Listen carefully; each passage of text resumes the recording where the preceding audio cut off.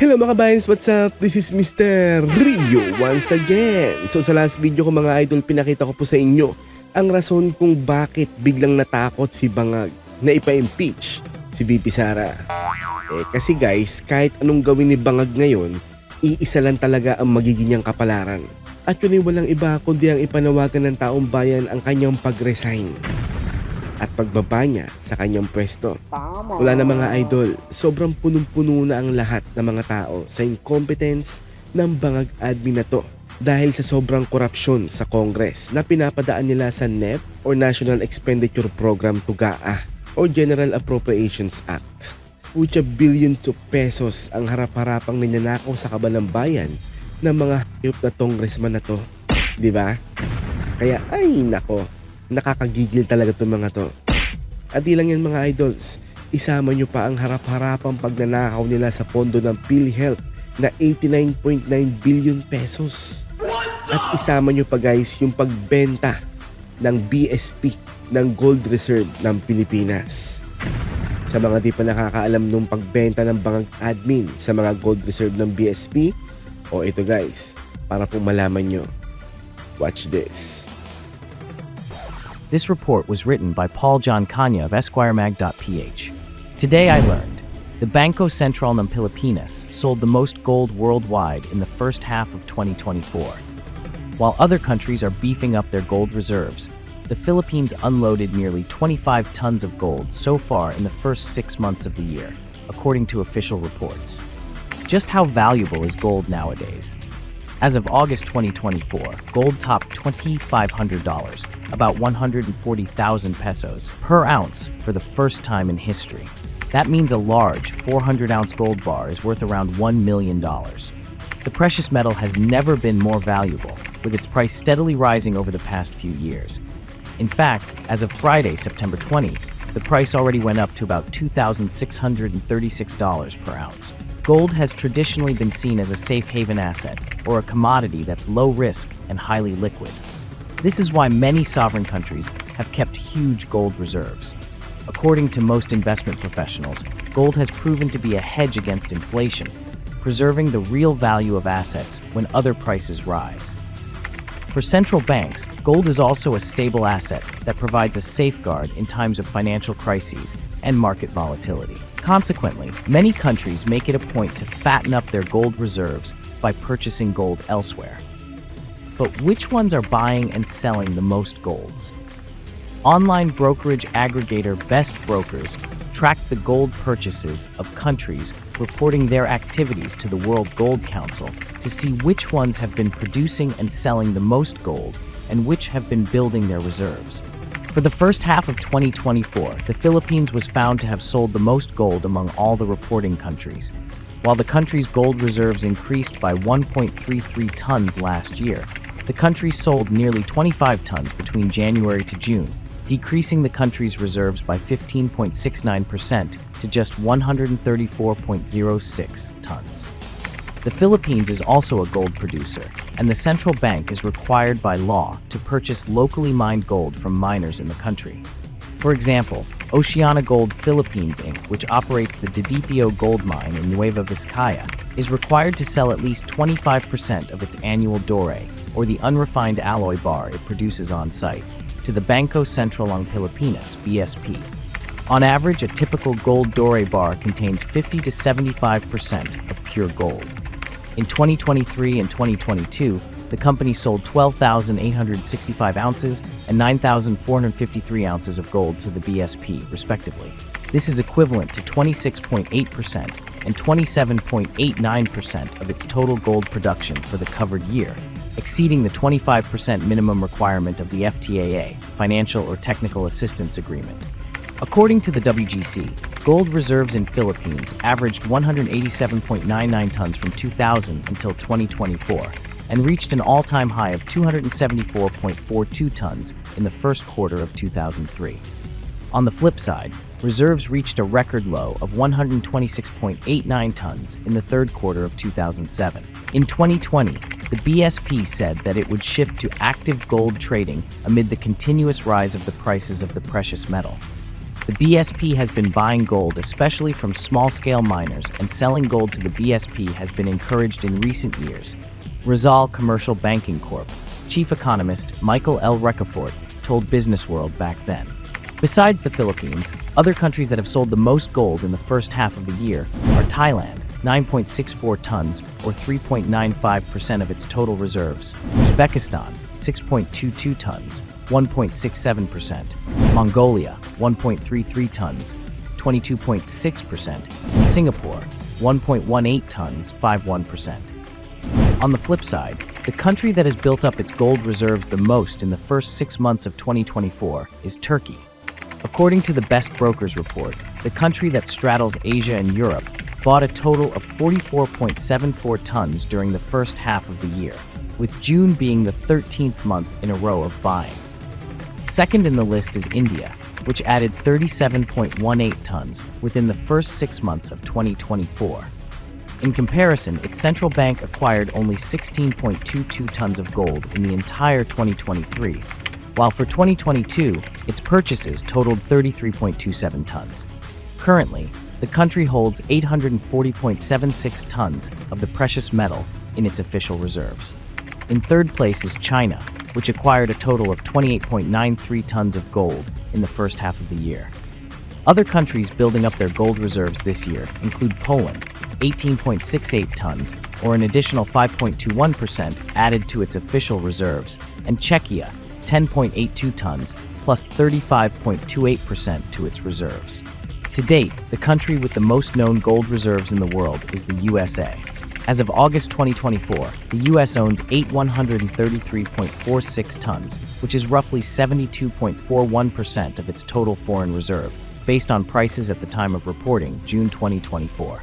According to the Best Brokers report, the other countries with impressive gold depositories, save for China, which holds roughly 2,264.3 tons of gold, are European.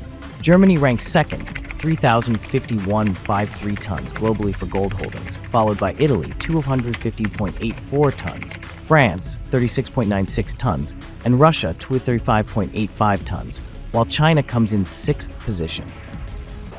Imagine that, di ba? So ang 125 million confidential funds issue nila kay VP Sara is just a tip of the iceberg pa lang kumpara sa bilyong-bilyong pisong ninanakaw ng bangag administration na to sa kabanang bayan, di ba? Tama. O yung ininvest sa Maharlika Investment Fund, nasaan na? Wala na rin, di ba? Grabe, di ba? Harap-harapang pagnanakaw talaga ang ginawa nila. Yung 20 pesos mong bigas bangag, kumusta naman? Hindi mo naman pinaliwanag na 20 pesos palang dagdag ang gusto mo sa aming iatang. May pa 20-20 pesos ka pang per kilong bigas na pangarap no? Baka nga nag-hallucinate ka nung sinabi mo yun bangag ka. Tapos, imbis na continuity na lahat ng mga kriminal na papaslang at nauubos ang mga drogista at mga drug lords, hindi binibaby pa nila. Di ba nga yung mga kriminal at mga drogistang napapaslang iniimbestigahan pa nila? Imagine that, saan ka nakakita nun, di ba? So kaya nga ang kinalabasan ay panay inosenteng tao tuloy ang mga napapaslang ngayon na mga kriminal at drogista. Di ba? So nasaan ang continuity doon? Tama. Infrastructure project mo bangag meron ba? Kutya ang mga pinapasinayaan mong proyekto panay pinagawa pa ng Duterte administration ikaw, ni isa ata wala pang natatapos no? So yan po ang mga rason kaya po pinapanawagan na namin na bumaba na sa pwesto ang bangag na presidente ng Pilipinas. At shoutout din kay Congressman Kung Hun.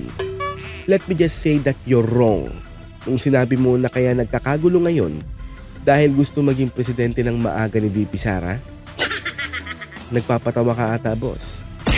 Takot ka bang sabihin ang katotohanan na ang atat na maging presidente ng maaga ay ang amo mong si Romualdez? Pero boss, ito ang katotohanan na hindi si VP Sara ang gustong maagang maging presidente, kundi yun ang pinapanawagan at sinisigaw ng taong bayan. So kami po ang sumisigaw na bumaba na sa pwesto si Bangag because of his incompetence and corruption nyo dyan sa House of Representatives. Okay? So I hope naliwanagan ka, Congressman Kunghon. Ha? Kasi mukhang nagmamaang-maangan ka o sadyang di mo lang alam o hindi mo nakikita ang kapalpakan ng amo mong si Bangag. No? Si VP Sara, she is just reacting accordingly sa kung anong pambababoy ang ginagawa nyo sa kanya dyan sa Tuwad Comedy. Eh kung di nyo naman binababoy yan, di naman magrarant yan ng ganyan eh. 'Di ba? Siguro kung sa'yo din gawin yun, boss, baka kung anong magawa mo sa kapwa mo congressman. 'Di ba? So yun lang yun, boss. Hindi ibig sabihin na nagre-respond si VP Sara sa pambababoy nyo sa kanya, eh gusto nyo na agad maging presidente. Okay? Pakilawakan ang isip kung meron kayo. No? So guys, gaya nga po ng lagi ko po sinasabi sa kada vlogs ko, I'm not just a vlogger. Because I'm a vlogger na gusto pong solusyonan ang scam survey mind conditioning problem natin sa ating bansa. Kaya naman inaanyayahan ko po ang lahat ng mga Pilipino na sumali sa private group ko po na Pulso ng Masang Pilipino. Non-partisan po ang magiging resulta ng group na to. Kaya naman po welcome po lahat ng mga Pilipino na sumali sa group na to para makasali sa mga survey na iko-conduct ko sa group na to. Ginawa ko pong private group ito para makontrol ko po na walang makapasok na dummy account or troll account sa group na to. So pag nakita ko po na dummy account lang ang sasali, hindi ko po ito i-approve mga idol. This survey group is for legit FB account only. Ang mga troll or dummy accounts are strictly prohibited. Ang mission po ng group na to ay makounter ang mind conditioning tactics ng mga scam na survey agency sa ating bansa na ang sinusurvey lamang ay 1,500 na katao. So kailan pa naging legit ang isang survey kung 1,500 lamang ang isi-survey nila? Alam nyo ba na wala pa sa 1% ng 1% ng voters population natin ang nasa-survey nila? So let's say nasa 65 million ang voters population natin ngayon. So ang 1% niya ay 650,000 na katao. Tapos ang 1% nun ay 6,500 na katao. So kailan pa naging legit ang 1,500 lamang? Or kahit paka 2,500 pa sila na nasa-survey, di ba? Kaya nga I don't believe in surveys. Kahit na maging in favor pa kina PRRD or VP Sara or kahit na sino pang mga sinusuportahan natin. So hanggat hindi sila nakaka at least 50% na katao sa total voters population na masisurvey nila, dapat po lagi nating iisipin na hindi po legit ang mga ganyang klaseng survey. So dito po sa group ng Pulso ng Masang Pilipino, magagawa po natin ito slowly but surely. Basta magkaisa lamang po tayo sa hangarin na malaman ng totoong numero sa totoong pulso ng Masang Pilipino. So welcome po lahat na mag-join dito. Basta legit ang FB account mo, mapapro Duterte, anti-Duterte, Dilawan, Pinklawan, or Marcos loyalist, or kahit mga undecided pa kung sino ang kanilang mga susuportahan, welcome po sa group na to. Okay ba? So wala po tayong ibang gagawin dito sa group na to kundi bumoto sa mga i-conduct po nating survey. Okay ba mga idol? Mula noon hanggang ngayon, minamind condition po tayo ng mga nagbabayad sa mga survey agency na yan for their own personal agenda and to make them popular sa mata ng masa. Enough is enough. Somebody had to step up para makounter natin ang mind conditioning na ito ng mga pulpolitiko sa ating bayan. So guys, para mas marami po ang mag-join, pakishare na lang po natin ang group na to para po mas marami po ang maka-join sa mga i-conduct nating survey sa group na ito. So guys, ito po ang latest ngayon na nagkaroon na malamang ng command sa kataas-taasan ng PNP na harangin at itaboy ang mga taong pumupunta sa EDSA Shrine. Watch this mga idol. Duterte! Duterte!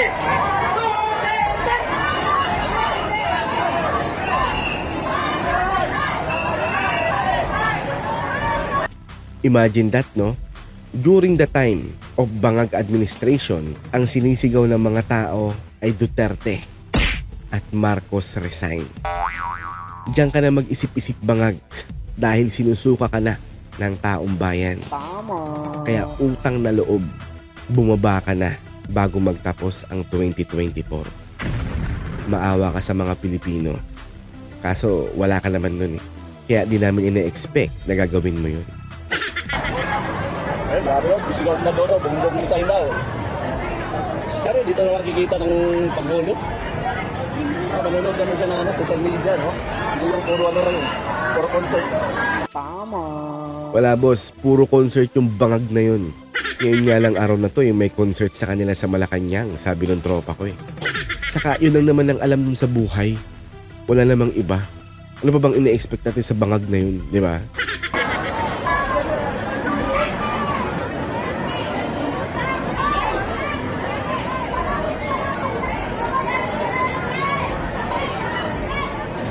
Grabe yung pagkaharang nila, no?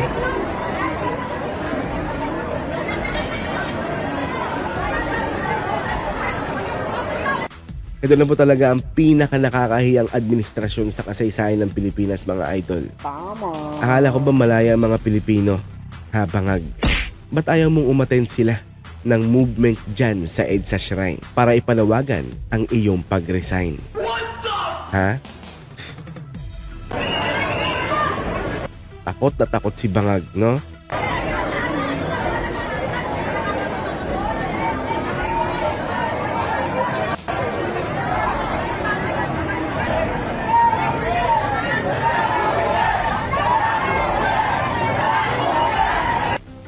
Walang uuwi.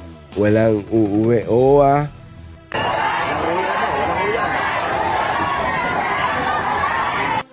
Ano yun? Pati kung pati? Pucha matindi itong mga idol natin.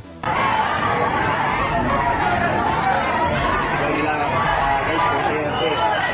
Walang uwi lang.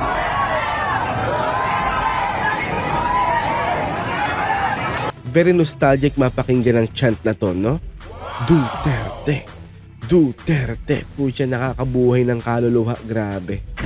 Nakakabuhay ng pag-asa na magtatagumpay tayo sa laban na ginagawa natin ngayon para sa bayan natin. No?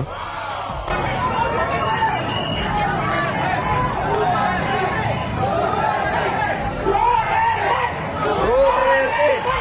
Duterte! Duterte! Diba? Grabe, no? Brings back memories. Nung panahon pa lang na tumatakbo sa pagkapresidente si PRRD before election 2016, no? Grabe.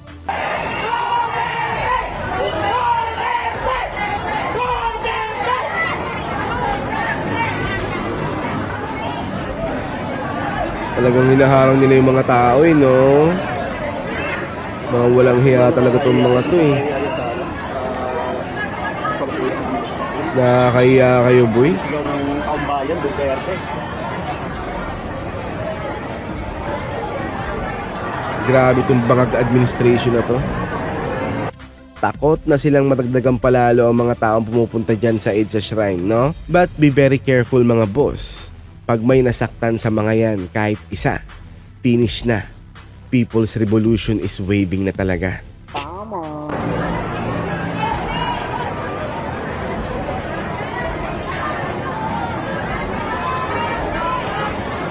Very pathetic ang administrasyon na to eh, no? Talagang pinaharangan na yung EDSA Shrine eh, no?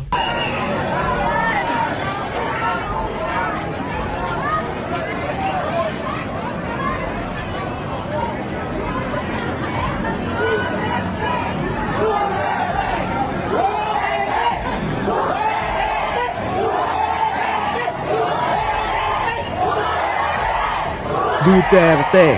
Duterte! Duterte! Duterte! Oh, tragis na yan. Panis, boy! Wala na talaga mga idol. Duterte pa rin talaga ang hinahanap ng mga tao. Duterte style of leadership pa rin ang hinahanap naming lahat.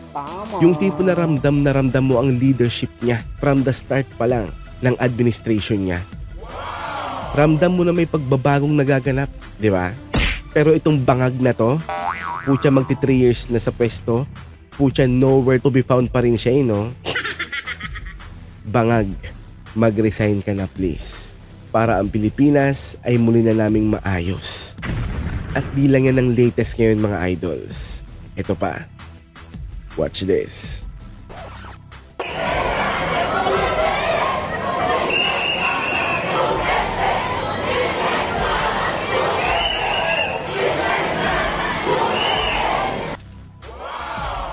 Ito rin guys ang video na very nostalgic chant talaga ng mga tao, no? Itong Duterte. Duterte. Meron pa nga Inday Sara Duterte. Duterte. Damn. Napakaastig ng moment na to mga idols.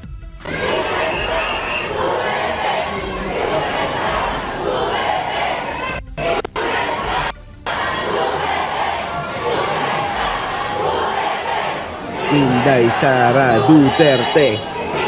Grabe. Sabi nila si Bangag daw ang may pinakamaraming boto sa lahat ng mga naging presidente.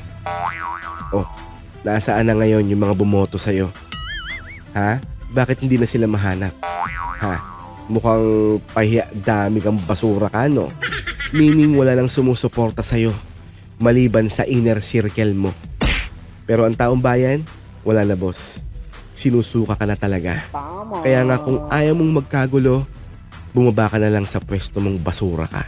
So ngayon naman mga idol, ipapakita ko naman po sa inyo ang paglantad ng tao at ng kanyang grupo na magiging nating sandata para magtagumpay ang taong bayan sa People Power Season 3. Let's go mga idol. Ng tama. Kung sino nasa katwiran. Kaya kahit nag-iisa ka lang, isa ka yun. Isa lang, basta ikaw nasa katwiran, may labang ka. Okay? Tama. Pucha, ganyan po ugali ko eh. Pinalaki po kasi ako ng magulang ko na kapag nasa katwiran ako, ipaglaban ko eh. Kaya nga, ang dami ko nakakaaway na palagawa ng mali. Sabi ko nga sa mga nakakasalamuha kong mga kamuting tao, pag mali, mali. Pucha, kailanman hindi pwedeng i-justify ang mali. Di ba guys? Dito paramihan. May yung gustong sumama, mga Pilipino na gustong sumama sa atin. Bahala kayo, sumama kayo. Pero yung mga natatakot, huwag kayong matakot. Nandito na kami. Nice. Siya nga pala si Captain Clemente alias Dado Enrique. Siya po ay isang retired army captain ayon dito sa post ng hater niya. Na ang issue sa kanya ay ang pinagkakakitaan niya daw ang destabilisasyon sa mga Marcoses. Imagine, parang gulang, no? Yun lang ang issue sa kanya. Aba natural, YouTube yun. Mamomonetize talaga yun. Pucha, yun na ang issue sa kanya. Nakakatawa lang, no? Okay, wait lang kayo. Para makilala nyo ako. Kasi siya na kayo, mapaka-mapa. Okay lang. Okay lang, boss. Pakikinggan namin yung kwento mo. Gusto ko yan. Kaya nyo! Hanggang bukas sa umaga! Hanggang bukas ng umaga, go. Okay. So, sabi ko nga, 16 na taon ako sa servisyo. 16 na taon. Class of 1983 ng TNA. Mga sikat-sikat na mga klase ko. General pinakasikat niyo.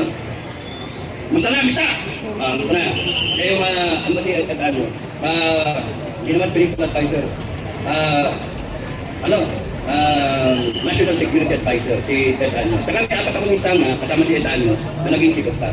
Noong 1983, pinatay si Ninoy. Nagre-ranger kami, nailabutan kami. Si Ninoy. Sabi nga namin, si Benigno Aquino, ay baka naman tayo, ano na? Tuloy-tuloy na yan si Marcos. Kaya, pagka pinatay niyo si Inday Sara, magtuloy-tuloy yan. Diba? Patayin niyo si Duterte, magtuloy-tuloy yan. Kaya huwag niyo na kulitin. Mali ang recipe. Tama. Pucha, wag na po nilang tangkain kasi siguradong deja vu ang kalalabasan niyan sa panig ni Bangag sigurado. Kaya umayos siya dahil baka maging nostalgic ang moment kapag umatake ang taong bayan sa Malacanang. At baka this time hindi sila makaalis. Diba guys? Huwag nyo nang ulitin yung nakaraan. Uulit. Respetuhin nyo yung history natin. So, Correct. kung pinatay si Nino, hindi nagtagal ng people power na. 2 taon, 83, 84, 85, tapos 86. 1985, nasay na ako sa Cagayan Valley. 1985. Galing ako ng Davao Norte. Kung ako nakatikim ng Binyag, baptism of fire. Tapos makikita nyo naman sa ano ko sa pangalan ng channel ko? Pinoy Survivor. Pinoy Survivor, nag-vlog ko no? Pinoy Survivor! Okay, tapos binata kami ni Colonel Onasan sa Cagayan Valley.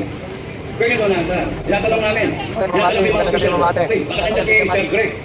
May kuti ka ba? Meron daw, sabi ng mga kasama. Uy, yun ay pumutok na February 86. November pa lang, nag-uusap-usap ng mga opisyal. Buti kayo wala nag-uusap-usap, ano?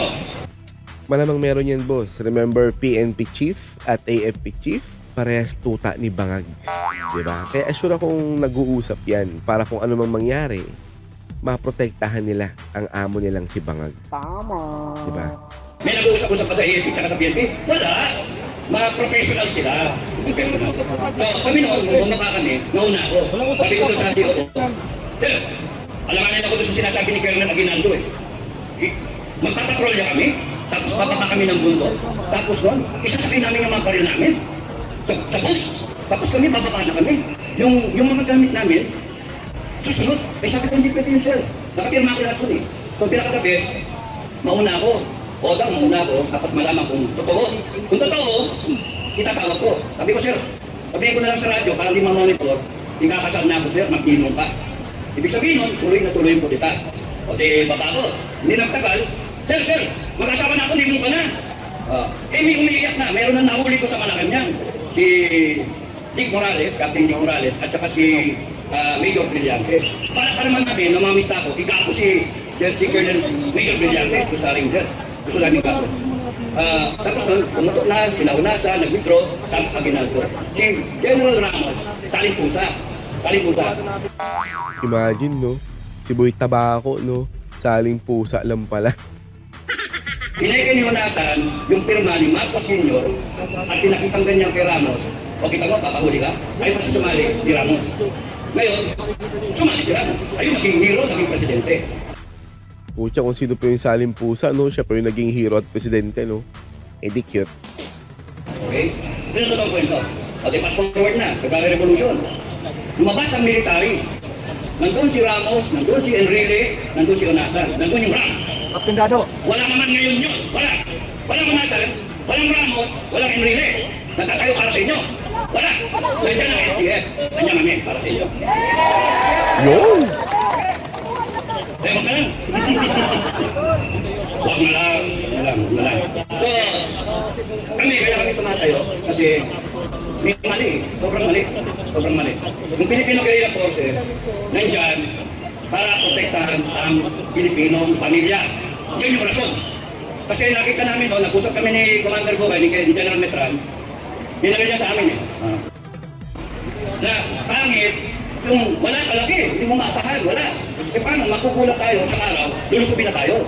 Mas maganda tayo. Hindi kami papayag, nasupiling tayo. Kaya nandun yung Filipino Guerrilla Forces. To defend the family, to defend the barangay, and to defend the country, and in so doing, yung armed forces, we will help them, at saka yung PNP.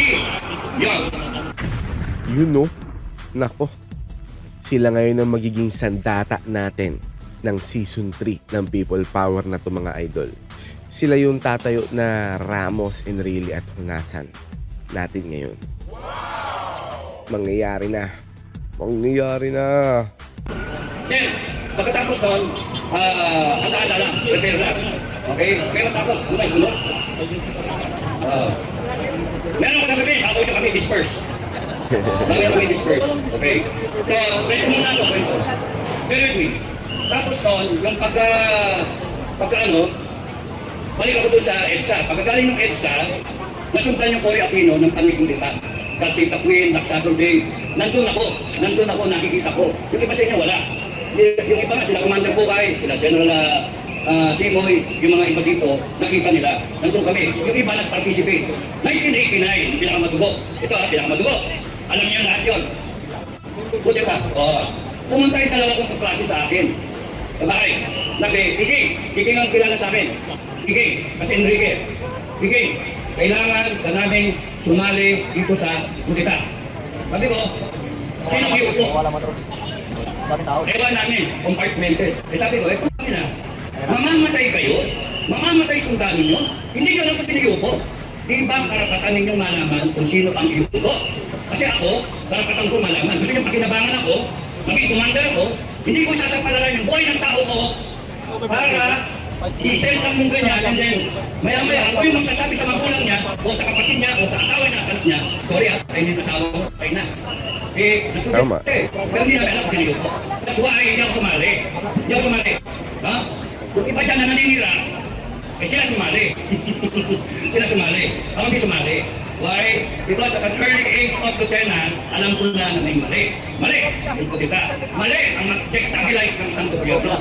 We are being paid by the people of the Philippines to serve and protect the people. Hindi mag-kutita. Kaya ang sinasaksak sa inyo ngayon ng AFP ninyo at ng PNP. Hindi kutita. Hindi dapat ganun. Hindi incitation, incite rebellion. Kaya huwag ninyong asahan yung AFP ninyo. Pero kung katulad lang din ni Bangag ang presidente, putya ibang usapan yun syempre. Kudita is the key para matapos na ang era ni Bangag sa pagka-presidente. Tama. Diba? Yung PNP ninyo, nakikiramdam lang sila. It is expecting too much from them kung inyong aasahan sila. Sino aasahan nyo? Sino? Kayo! Parang bayan! Not even me! Not even me! Kayo! Ikaw! Lahat kayo! We will draw strength from each other. Wow. Ang ganda ng salita na yun mga idol. Tama. So somebody from the outside talaga ang dapat gumawa niyan mga idols. Wala dapat sa AFP or PNP. So, yeah. Civil war nga ang kalalabasan nito mga idol. Kapag hindi nag-step down si Bangag. Tayo! Wala tayo di mga kundi tayo! Bansa natin to! Okay. 1989. Tuloy ko na ha. 1989. Kasi si Bukay, Commander Bukay, pagka nakita niya na medyo kailangan kong magano, kaya nga. Pero okay lang, minamalat nga eh. Minamalat yung kapalit ko eh. Kaya 1989, sinasali ko yun. Yung pala, kaya ako nilalagay sa isang ranger company, akin yung airport. 1989. Tuloy ko na ha. 1989. Kasi si Bukay, Commander Bukay, pagka nakita niya, umutok na yung 1989, buti ka na. Alam mo sabi ng mga klase ko? Sabi ko kasi, Bok, may pamilya ako. Hinakarga ko yung anak ko. Kakaisang linggo pa lang, kakalabas pa lang sa hospital. Ay, gusto nyo iwanan ko yung baby? Iwanan ko yung anak ko. Alam niyo sabi ng mista ko? Bok, sige, yan ka na sa pamilya mo. May pamilya rin naman kami, pero mamamatay kami para sa tatambayan. Wow! Pare, bad trip. Bad trip yun. Kinukonsensya niyo ko. No? Kaya kayo, huwag yung konsensya yung armed forces.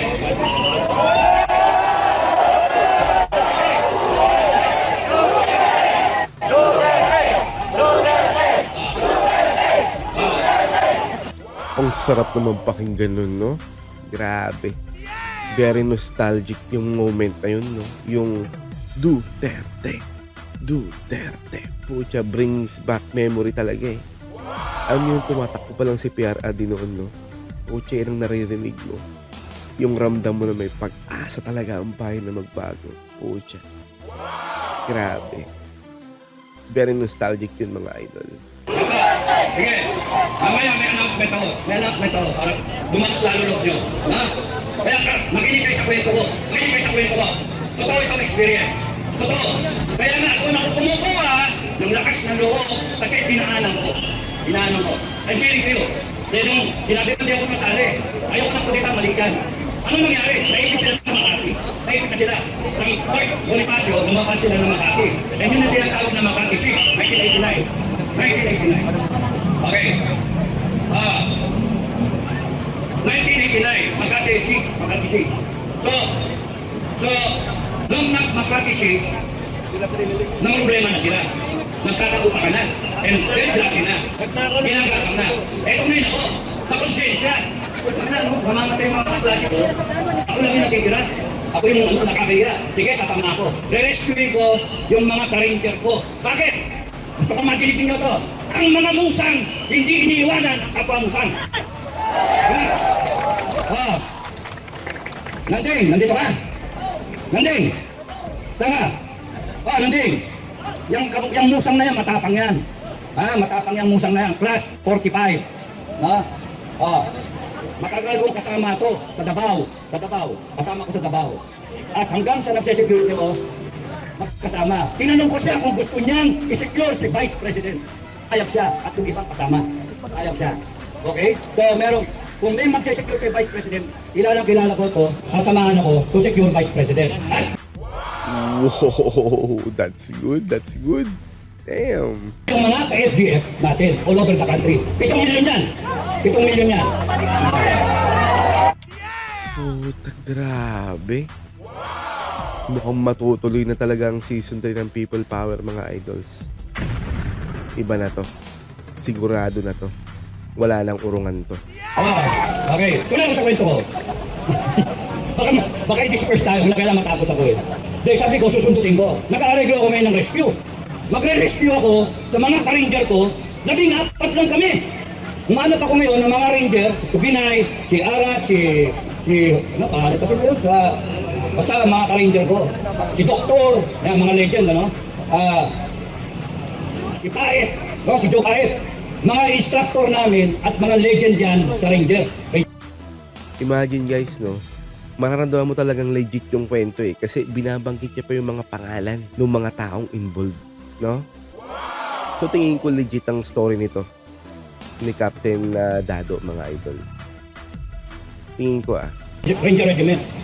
Tinanong ko lang, sino sasama sa akin? Pagpunta tayo. Sir, kami sir. O dyan na, sasama sila pagpunta tayo. O di, sabi ko, ganito plano. Kailangan ko ng baril ng mga NPA. Yung mga recovered natin. Pag yung baril natin, yung recovered natin NPA. Tapos doon, kunin natin, dali natin doon, mag-volume of fire tayo doon sa mga PNP na lumalapit. At kumpara natin, then tapo natin yung mga baril. Okay. Nice plan, nice yan, plan. sir. O di, nakaplano na. Ngayon, nung lalabas na kami, sabi sa akin ni Sergeant Taib, sir, may problema. Ano yung problema? Yung susi ng armory, ayaw ibigay ni Colonel Dunda Matabalaw. Magandang gabi, sir. Magandang gabi. May sabi ko, sir, bakit tayo may bigay susi? Kailangan ko isusi. Sabi niya, hindi pwede, saan yung gagamitin yung susi? Kukunin yung baril, hindi pwede, lalabas yung baril. Sir, mamatay yung mga sundalo mo dyan sa Makati. Mga dailan ng medalya mo, tapos iwanan mo. Hindi dapat natin iwanan yung mga sundalo dyan sa Makati. So, ano nangyari? Ang nangyari, away-away kami, biglang may tumapik sa likod kong ganyan. Si Captain Boy G. Pangilinan, class 79 PMA. Yung naging Bureau of, Katapang na yun, Bilibid. So, siya lumapit, edikam siya ni General Enrile. 1 star pa lang siya. General Enrile, commandant namin sa PNA. Kasabi ni Captain Pangilinan, bakit ang init ang ulo mo? Maga-maga. Sir, ang daming general sa bansa natin. May walang media na tumayo. Ang daming general sa bansa natin, pero walang gustong tumayo. Okay.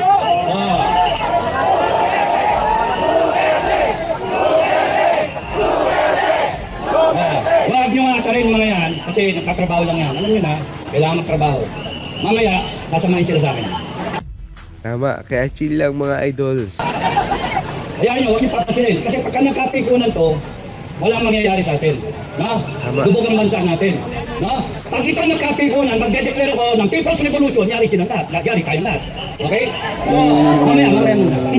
Tapusin yung kwento ko. Meron pa trailer eh. So, ano nangyari? So, sabi ko dun sa mga kasama kay General Enrile. Pero ang daming general, walang gustong tumayo, sir. Ako may bayag, sabi ni General Enrile. Sir, mamamatay ka doon, papatayin ka doon. Hindi, kasama kita. Sabi, ako sir? Oo, kasama kita. Nag-volunteer ka na yun. Ay, hindi sir. Ayoko mag-volunteer. Paano ako makapili? Kasamahan kita? Hindi, government negotiator ka. Tawag agad siya, Colonel Abadia. Plus 62 PM, imista niya, nasa J3 ng headquarters. Ang chief of staff noon, si De Villa ba? De Villa, Defense Secretary, si Ramos. Sabi niya, Misa, may bagong development dito. May nagpadala ng message sa akin, si Charlie Boy Bakuna. Sino yun? Galvez. Boy Bakuna. Classified, nandoon sa Makati, nagpadala ng messenger na, sir, tulungan nyo kami dito. Yun si Boy Bakuna. Kung namatay siya doon, wala nang Boy Bakuna. Wala na. Wala nang chief of staff na Boy Bakuna. No? Boy Pero Bakuna. that time, he was a lieutenant. A second lieutenant. Okay? Kami, first lieutenant. Okay? So, sabi ko, sige sir. Gusto nila, magsuot ako ng itim ng ranger. Bakit sir? Sabi ni Colonel Urgelio, G2PA Intelligence. Suot kayo ng ano. Ang kasama namin, 6. Kaya yung mga naninira sa akin, mga p***na nyo, wala kayo doon. Wala kayo doon. Nandun ako. Sinagip po ang Pilipinas ng Civil War. Na yun ang ginagawa namin ngayon. Sinasakit namin. Diba? No, sabi ko, sir, 6 tayo. Sino? General Enrile. Captain Pangilinan, Camp niya, klase 59. Colonel Adan, Lieutenant Colonel Adan, CMO Battalion. Captain Ang, Intelligence, G2PA. Mista ako, si Lieutenant Dudong Taone, yung youngest namin sa klase. At ako, dito, Lieutenant Amukyo Enrique. Mo guys, no? Grabe, no? Legit yung story kasi pinangalanan niya pa lahat ng mga taong involved. Po siya. Legit to. Tingin ko legit talaga. Okay, pasok kami. Pinagsusot ako ng itim ng Ranger. Bakit sir? Para daw alam na Ranger kami. Papasok. Kaya kung hindi na kailangan sir, mukha ko ID. Mukha ko ID. Kilala ko mga tao na yan. I trained half of the soldiers there in Makati. Nakasama ko sa Mindanao, yung iba nakasama ko sa Cagayan Valley. At yung 400 dyan, tinuruan ko. Okay? Mga asintado, kaya asintado yun. No, binabaril ko sila, tatamaan ko sila kung saan. Ito yung bulaklak, tatak ko sila. Dapa! Sasabihin ko ganyan, nakasniper ako. Dapa! Dahil pagdapang ganyan, nakapikit siya. Tumigil ka! Anong tignan kung nakikita nyo? Bulaklak sir! Bang! Wala mo sir, wala mo bulaklak. Kaya matitapang yan, mga yan. Sanay na sanay. Lutong-luto. Ngayon, bakit pagdating namin doon, nagwe-wave ng white flag si Captain Pakilinan. Tapos sabi ko, tigil, kapyan, dalawang sasakyan. Baba ako. Sinanage kami ng password, ano yung password? Kinakailangan may counter ka. Pag sinabi, Nara, sagot ka, mahugani. Kung depende sa password na pinag-usapan ng mga sundalo. So sinanage ako. Sabi sa akin, Sir, Papa Whiskey. Hold, hugaw sir. Papa Whiskey, password. Papa Whiskey, Nara. Alam niya, sagot ko, hindi ko alam eh. Sabi ko, gato. Gato. Di mo kilala? Tapos siningagan ako ng flashlight, ng spotlight. Ay sir! Ikaw pala yun, sir. Oo, nasisilaw ako. Tanggalin mo. Tapos nun, pasok na. Nandiyan ba si Captain si Lieutenant Kapuyan? Imista ako. Yung naging NCIP. Pagkatapos nun, pasok na kami, negotiation. Ayaw pumayag ng Ranger. May posisyon kasi. And then, nagpalitan ng mga opisya, nakita ni General Grille, kung ano yung problema. So, eventually pumayag. Baba na. Nagkaroon ng negotiation. Number 1, walang ikukulong. Si Colonel Galvez lang. Klase 21. At Damon Senior. Walang ikulong. Walang ididisband na Ranger Regiment. Walang ididisband. No? Lahat ng benefits ng namatay, nasugatan, ibibigay. Walang itatapon sa Mindanao. Yun yung mga negotiation. Tapos babalik sa barracks. Ako nag-invento ng term, go back to barracks. Go back to barracks. Okay, nagkaayos na. Pagkatapos nun, bumaba na the next day. Masaya na. Magbabalik ka na. Nakagdo na sa green, sa Rustan, sa harapan, sa parking lot. Biglang, sinabi ni Lieutenant Colonel Adan, tanggalin yung magazine, yung bala ng mga Armalite, tanggalin yung bala ng mga Ranger. Tinanggal nila. Tapos, unload yung bala na nakakasa. Unload. Tapos, nagdabogan yung mga tao. Nagdabogan! Binahampas nyo yung baril na ganyan. At sabi ng mga Master Sergeant, kung yung mga opisyal natin susurrender na, kami na lang ang magtutuloy itong gera natin, itong labanan natin. Sabi ng mga sargento, walang nagawa si General Enrile, walang nagawa si Colonel Adan, Captain Lim, si Captain Pangilinan, lahat sila. Ako nakita ko delikado, puputok yon. Kasi mahirap magpatakbo ng isang unit na walang opisyal. Walang opisyal. Kaya kinuha ko yung mic, nakakalita si General Enrile na ganyan. Sir, kinuha ko. Tapos, makinig! Sino dito ang nakakakilala sa akin? Itaas sa kamay. Taas sa kamay. Kaya nga, kilala niyo ako. Yung sino nakakilala, taas sa kamay. Tapos noon, sabi ko, kilala niyo ako, iba nakasama ko, iba tinraining ko. Kilala niyo ako, hindi ko kayo iwanan. Kaya gusto ko, ikabit ninyo ang magazine ninyo. Lock and load. Nagkasaan na. Tuwan-tuwa ang mga tao. Yay! Ganun sila, yay! Tapos sabi sa akin ni General Rile, lumapit. Iki, alam mo ba yung ginagawa mo? O sir. O sir, alam ko. Delikado yun ha. Nag-negotiate na tayo. Ayaw mo bumalik eh. Ayaw mo bumalik sa barracks eh. Kasi wala nang opisyal. Sumurrender yung mga opisyal. Sabi ko, ako pala sir, alam kong ginagawa ko. Ang Ranger kasi, parang aso yan. At saka mo yung puwek, yung buntot, kahit malaga ka, kakagating ka. Kaya yung Ranger, pagka yan, tinagat mo, agaya yung ginagawa nyo ngayon, puta na kakagating kayo. Kakagating kayo. Kaya, ayun na. Tapos, in-announce ko. Ang kalawa, kanan, tignan ninyo, safety yung mga baril. Ganito, ang unang putok nanggagaling doon sa gobyerno. Tandaan niyo yung sinasabi ko ngayon ha. May relasyon. Ang unang putok nanggagaling sa gobyerno. Mga bata, merong isang batalyon dyan ng Marines sa Fort Spark. Ngayon, gusto ko mula dito sa Makati, maglalakad kayo, tactical 5 metro, ang distansya, the usual, left, right, mga baril. Ang unang putok galing sa kanila. Pag kami pumutok dyan, patayin nyo lahat. Sabi ko, patayin nyo lahat, pupakan nyo, at bumalik kayo dito sa Makati. Ako ang magdadala sa inyo. Dahil sabi ng mga tao, yay! Kaya tuwan-tuwa yung mga tao. Tuwan-tuwa yung mga tao. Tapos nun, sabi ni General Enrile, ayan na, papasok na yung mga ranger, maglalabasan na, pupunta na ng barracks, pupunta ng Bonifacio. Sabi ni General Enrile dun sa mga opisyal, tawagan nyo ang mga sundalo dun sa Forbes Park, dun sa labas. Sabihin nyo, magtanggal sila ng magazine. Magtanggal sila ng magazine. Kaya, nung dumaan yung ranger doon, mga nagrebelding sundalo, sila yung may bala, yung baril. Sila. Pero yung mga sundalo ng Cory government, wala silang bala. Bakit ginawa yung desisyon na yun? Bakit ginawa? Para hindi magkasakitan, para matapos na. Kaya yun ang nangyari.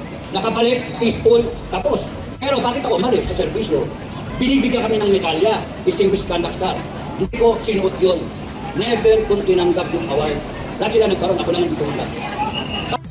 Oh, pucha, Cory Aquino yun eh. Basurang presidente yun eh. Bakit? Kasi hindi sinunod ng gobyernong Cory yung usapan na hindi tatanggalin ang Ranger Regiment. Pinulong ang mga sundalo namin. Pinulong lahat. Tumiwalag ang gobyerno ko sa usapan. Kaya walang kagana-ganang kausap ito, sabi ko. Walang kwentang kausap talaga yung Aquino na yan. Kaya umalis ako sa serbisyo. 1995. Ayoko nang isugal yung buhay ko para sa ganyang klaseng gobyerno na hindi marunong sumunod sa usapan. Ano yung usapan niya ng gobyerno? Sinabi, bababain ang bigas. Sinabi, pagpapatay ng bahay. Sinabi, continuity. Sinabi, walang korupsyon. Ano meron niya? Pucha, lahat kabaliktaran. No? Korupsyon, kabaliktaran. Kaya ako, nalapas eh. Puta ninyo, ha? Binuhay nyo ko eh. Nananahimik ako sa lungga ko. No? Nagkaalagala ako na aso, dapat pinaliligo ako yung aso ko ngayon. Pero bakit? Kasi pinastos nyo ang taong bayan. Yun ang dahilan. Ngayon, yun ang dahilan. Ngayon, ayokong mangyari yung ginawa sa KOJC. Ayokong mangyari. Ayokong mangyari yung inupakan ng taong bayan. Makinig kayo, mga PNP. Makinig kayo. Ayokong mangyari, mga AP, makinig kayo. Ayokong mangyari yung ginawa ng mga institusyon sa mga Pilipino. Huwag niyong gagamitin yung batas laban sa mga taong bayan. Makinig kayo ha. Kasi galit ako. Galit ako. Ngayon, ayaw ko na isa dito masaktan.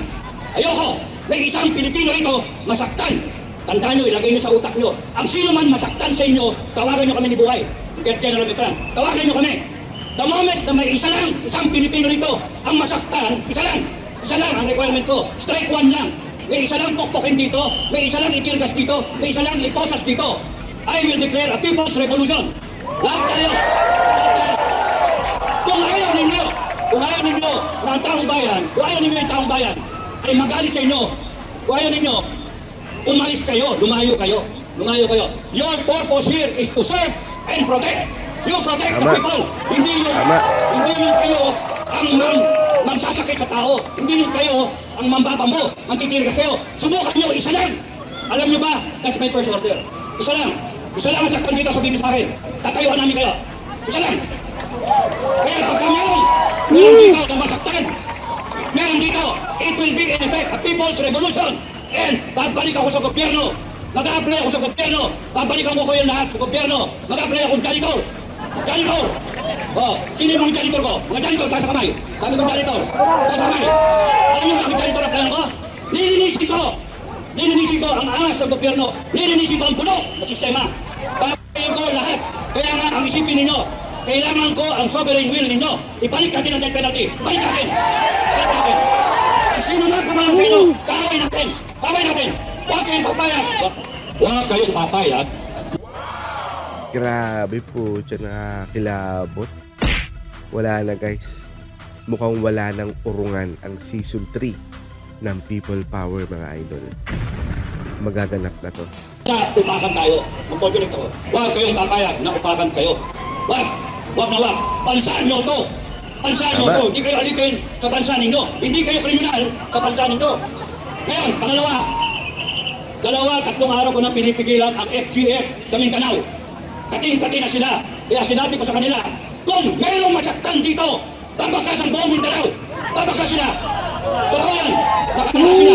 At kung gusto ninyo ng civil war, magkakaroon tayo ng civil war. Utang na ninyo, tatakutin nyo kami. Takin na ninyo, saan galing ang kapangyarihan? Saan? People of the Philippines, sa taong bayan. Saan? Sino nakaproban ng konstitusyon? Taong bayan.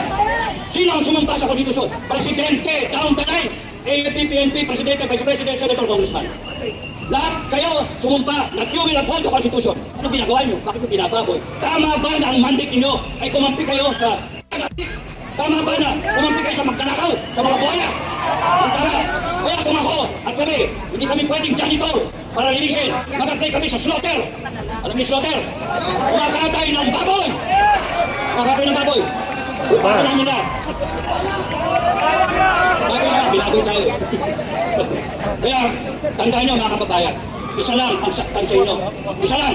Why? Because sa FGF, ang aming simulain at ang aming usapan, we protect each other. It is about time that the Filipino people protect each other. We protect them from tyrants, from magnanakaw, mga droga na yan, mga buhaya, at kung kayo, AFP at PNP, magpapagamit kayo sa mali na katwiran at gagamitin yung batas laban sa amin na kami naman ang gusto namin ipatupad yung batas na yan. E bakit nyo kami aawain? Isa lang ang pukpukan nyo sa amin, isa lang masaktan. Lahat kayo, lalabanan namin. Ngayon, tama pa, pagka nakasakay kayo sa sasakyan, na pagka-flat tire na, eh, papaandarin nyo pa yung sasakyan? Hindi. Isira yun. Tama ba? Na ipipilit paandarin yung sasakyan? O sino man yung driver na yan? Eh, patatakbo yung sasakyan? Hindi. Anong gagawin? Normal. Ipapalit mo yung spare tire. Sino ang spare tire ngayon? Si Sarah! Si Sarah. Okay? Pagkapalpak yung inyong gulong na umaandar tayo, hindi pwedeng ipilit natin at kakabog-kabog na gayon. Ang buntis makukunan. Hindi pwede tayo makakaabot sa karoroonan natin kung ang ating gulong ay flat. Palit ang spare tire. Malulubak tayo. Ngayon, Madam Inday Sara, ang mga tao ayaw ng ganito. Ang mga tao, ang gusto ng taong bayan, tapusin natin to. Bukas, pagka araw ni Bonifacio, lumaban tayo, tumayo tayo. Pagka kayo pinukpok, mag-declare nga ako ng People's Revolution, bumalik kayo, may dala-dala kayong itak, bolo, baril kung gusto ninyo. We will protect ourselves. We will protect ourselves. Kaya ang unang putok, tandaan niyo kwento ko, Makati, ang unang putok manggaling sa gobyerno, hindi ito sa mga nagre-rebelde. Yun yung kwento ko. And naayos ang sitwasyon noon. Lahat sila may bala, may baril. Pero naayos. Kasi yung gobyerno nag-isip si Enrile, General Enrile, tanggalin yung baril, tanggalin yung magasin ng baril. Kaya kayo na matino sa gobyerno, nag-isip kayo, tanggalin ninyo yung bala ninyo. Tanggalin nyo yung isip ninyo na uutusan ninyo na sasaktan yung taong bayan. Kami mga Pilipino, tatayuan namin kayo. Ang saka, gusto kong i-announce na ang KBL under the leadership of Commander Aguila, Rodel Dubaya, aka Commander Aguila from Cagayan, yung organisasyon ng KBL ay kinusahan ng mga bagong leader sa Pilipinas mula Luzon, Visayas at Mindanao. They are 20 million. And sinabi sa akin, sabihin sa inyo, nadidinig mo ito, Gobernador, nadidinig mo ito, Commander Aguila, alam ni Marcos to, sinasabi nila na kay sila, they are, pinanggas nila ang kanilang suporta kay Bongbong Marcos. Oh my God. Wala na guys, finish na. Kaya dapat talaga mag-isip-isip na talaga si Bangag mga idol. Mag-isip-isip na talaga siya, sa totoo lang. Ang KBL, all 20 million, sabi ni Commander Aguila. So, suporta sila sa FGF, Filipino Guerrilla Forces. Suporta sila sa paninindigan namin. Kaya huwag kayong matatakot.